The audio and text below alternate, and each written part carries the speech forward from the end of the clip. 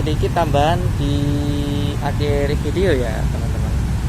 Jadi kalau kalian tahu di jalur Wonokromo Tare ini dulu itu pas sebelum zaman penjajahan Jepang itu di sini tuh dua jalur ganda.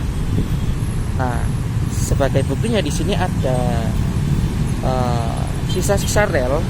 Nah, sisa rel di sini nih menunjukkan bahwa dulu itu ada yang namanya jalur ganda di lintas Wonokromo Tare. Nah, cuma sayang di zamannya penjajahan Jepang itu akhirnya jalur ini kembali menjadi jalur tunggal dan rel-relnya ini beberapa sebagian besar sudah dicabut gitu. Nah, ini sedikit tambahan lah, sedikit apa ya, kenangan gitu ya. Ya walaupun nanti habis ini akan ada pembangunan jalur ganda sih ya. Cuma nanti untuk jalur gandanya di sebelah sana atau di sebelah kiri rel lama atau di sebelah kanan rel lama itu nanti saya kurang tahu gitu ya.